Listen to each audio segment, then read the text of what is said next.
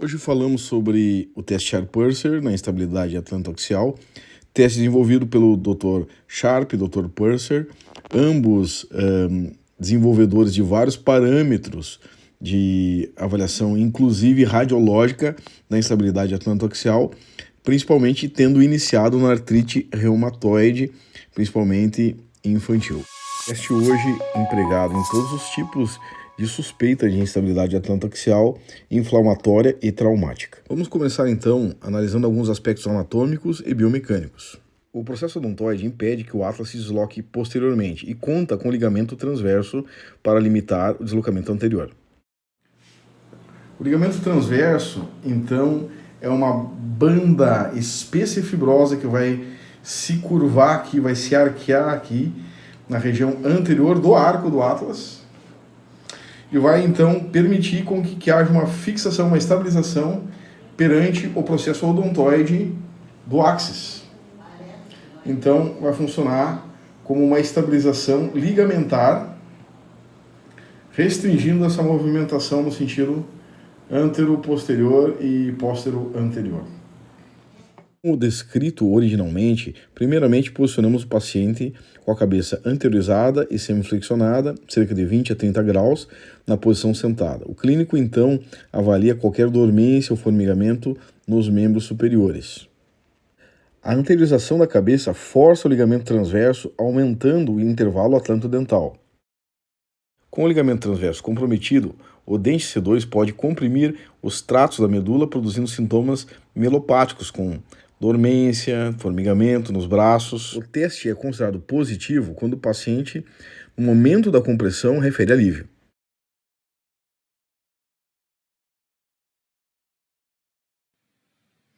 Então, é importante considerar que a instabilidade atlantoaxial não é só imputada ao ligamento transverso, uma alteração no ligamento transverso. É possível ter a instabilidade atlantoaxial com alterações em outras estruturas, como, por exemplo, o ligamento acessório, que não está aqui, o ligamento alar. Também nós temos os ligamentos capsulares, que também podem apresentar alguma alteração. E não podemos esquecer de alterações anatômicas, como osodontoideu, que são alterações que podem estar relacionadas desde uma disgenesia do processo odontoide, como uma agenesia desse processo odontoide. Então, estruturas como a cápsula, estruturas como o ligamento alar e também o ligamento acessório, e também alterações como disgenesias aqui do processo odontoide, às vezes até agenesia do processo odontoide. Então, é interessante considerar que existe um espaço aqui, que é o espaço, que é um chamado intervalo atlantoaxial, e esse intervalo atlantoaxial na extensão, ele é mínimo. Então, quando o paciente ele vai entrar, né, em flexão, esse espaço aqui aumenta. Né? Então, isso justifica a execução de alguns movimentos no teste de Sharp-Purser. Então, é importante considerar que muitas vezes o teste Sharp-Purser ele não vai mostrar que o paciente é positivo, mas o paciente pode ainda ter instabilidade atlantoaxial. Não somente pela execução do teste, mas porque também existem outras estruturas anatômicas que podem estar relacionadas com a instabilidade. Então, vamos ver aqui um raio-x de perfil, uma criança com artrite reumatoide juvenil. Essa criança aqui, ela apresenta assim em extensão. Você observa que o intervalo atlantoaxial. O que é o intervalo atlantoaxial? Vou tentar desenhar aqui, que é esse espaço aqui, ó. Vamos ver, caneta. Esse grande espaço aqui, vamos imaginar que é o processo odontoide, né? E aqui está o arco, né, do axis, do atlas, né? E aqui o processo odontoide do axis, né? Então, esse espaço todo aqui, ó, é o chamado intervalo atlantoaxial. Toda essa lacuna aqui, ó. Tá? Então, aqui ele está com 7,2. O normal em adulto é 3, 3,5. Esse seria o normal. 3,5. E numa criança, nós vamos considerar que o normal é 4,5 até 5. Né? Então, ele está com 7,2. Então, isso é uma instabilidade atlantoaxial no exame funcional.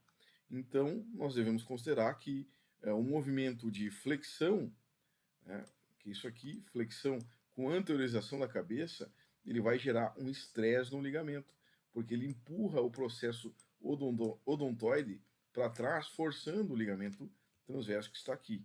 Então, no momento que o paciente faz a flexão, então vai aumentar esse espaço aqui, ó, que é o intervalo atlantoaxial. Então, esse intervalo aqui atlantoaxial, ele tende a aumentar quando o paciente anterioriza a cabeça e flexiona, tá?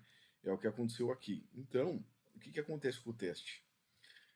Nós, primeiramente, posicionamos o paciente em anteriorização e flexão da cabeça e vamos observar, digamos, a presença de sintomas ganhando esse espaço aqui. Nós vamos aumentar esse espaço aqui e ver se ganha sintomas. É claro que muitas vezes o paciente ele vai ganhar esse espaço e não vai haver sintomas, né?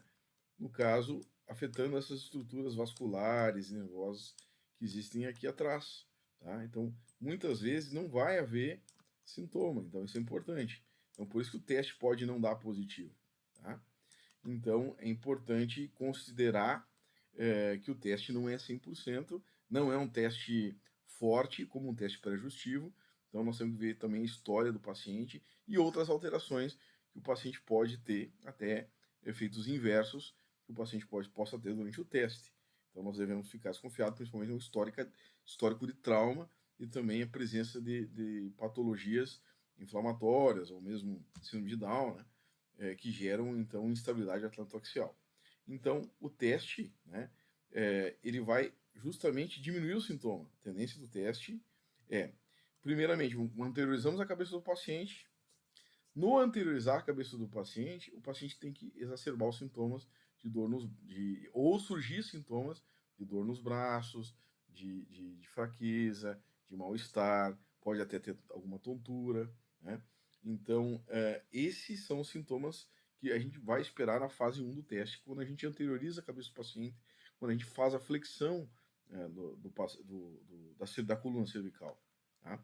Então, após isso, nós vamos fazer, deixa eu pegar a canetinha aqui, ó. Vamos fazer uma força, né, na testa do paciente nesse sentido. E isso vai empurrar todo o atlas no sentido do processo odontoide.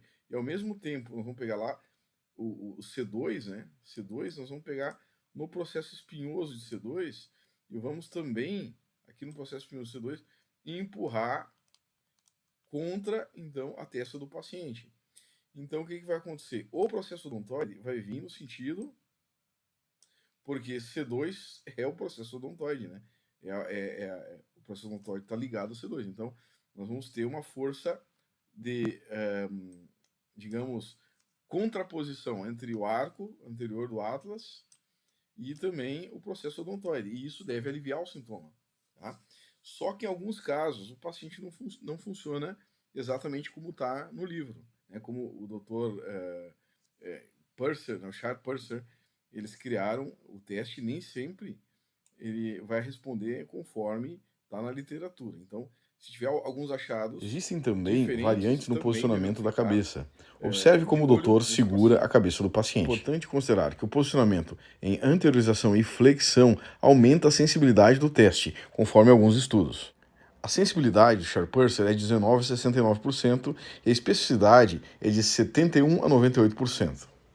Alguns pacientes do Instituto Coluna-Vertebral apresentaram sinais compatíveis em estabilidade atlantoaxial com a adição do bombeamento durante o teste. Esses pacientes tiveram instabilidade comprovada com estudo radiológico a posteriori. Nós vamos fazer o teste de Sharp Purser, nesse paciente que tem histórico de trauma há mais de 10 anos. Vamos anteriorizar levemente a cabeça porque aumenta a sensibilidade do teste. Palpar então o processo espinhoso de C2 e vou fazer um movimento P para A. O que você sentiu aí, mano? Deu uma dorzinha ali bem. Uma fisgadinha assim, parece que. Pode explicar. O que você sentiu? Deu uma tonturinha, uma fisgadinha, assim, parece que um nervo, alguma coisa, a coluna que tá meio fora. E eu Na queria garganta. engasgado na garganta. Que ele teve trauma cranioencefálico, tá? Devido ao acidente motociclístico. Embora não seja tão determinante para o diagnóstico, é o melhor teste que temos. Então é claro que o Sharp Purser isolado, ele na realidade é um teste fraco, como um teste pré-ajustivo. É muito importante ele estar relacionado com uma história clínica de trauma principalmente, ou uma história clínica relacionada a uma história familiar de doença reumática grave, como essas como a gente comentou, como por exemplo o síndrome de Reiter, artrite psoriática, também artrite reumatoide. Então ela precisa estar associada com uma história familiar, ou mesmo com uma história clínica relacionada ao trauma, por exemplo, e também com o diagnóstico dessas patologias nesse indivíduo que está sendo testado. Se esse indivíduo já tem uma dessas patologias inflamatórias, então o teste ele começa a ser relevante, os achados do teste começam a ser bastante relevantes. Se nós temos um paciente que apresenta esses sinais no teste, é importante então estabelecer novas avaliações, por exemplo, avaliação radiológica é muito importante, e essa radiação radiológica ela não deve ser estática, ela deve ser dinâmica. Possibilidade de fazer um DMX é interessante, com movimentos de inclinação lateral, na Digital Motion X-Ray, que é um raio-x dinâmico, que vai ser em tempo real, ou mesmo um raio-x funcional, que é um raio-x dinâmico, que vai ser feito com raio-x convencional, onde nós vamos pedir para inclinar no transoral, pede para inclinar no transoral para os dois lados e observar se não existe um sinal da saliência. Então, na atitude do paciente, devemos observar então a atitude de segurar a cabeça, né? O sinal do Rust, que tem sua manifestação clássica, assim, pode ser com apenas uma das mãos, pode ser dessa forma aqui também, e ao deitar na maca, sentar, vamos observar então se ele não sente uma reação antálgica, uma atitude típica, uma ectoscopia, que faz com que ele, de certa forma, ampare a cabeça durante o movimento. Então, é importante compreender que livro não sangra. Então, o paciente não vai ser sempre aquele quadro que está mais redondamente descrito na literatura. Então, se ele está normal e caminha e vai mudar de posição e ampara a cabeça, isso é considerado também sinal de Rust.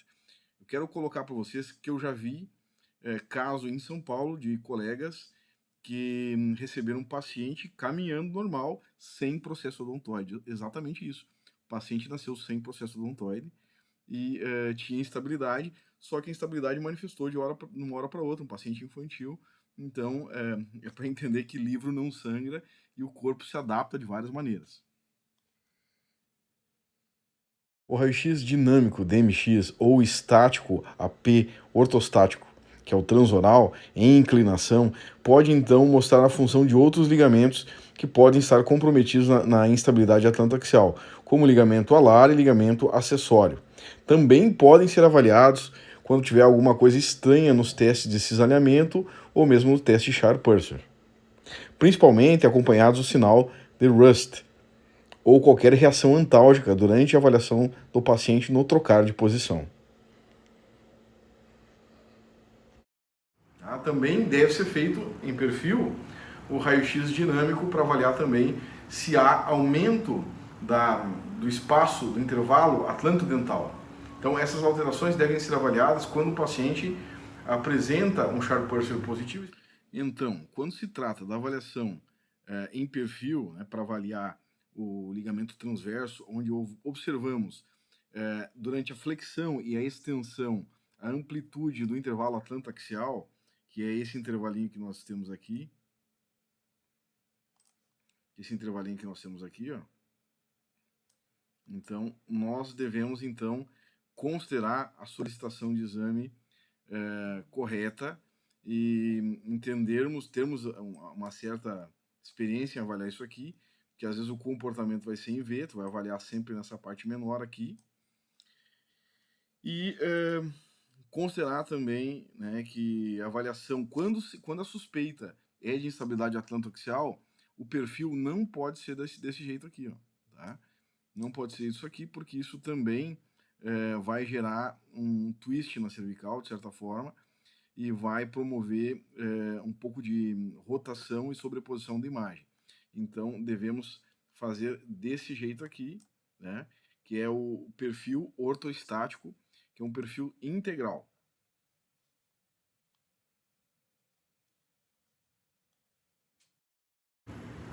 Esse paciente não pode realizar técnicas de alta velocidade e baixa amplitude.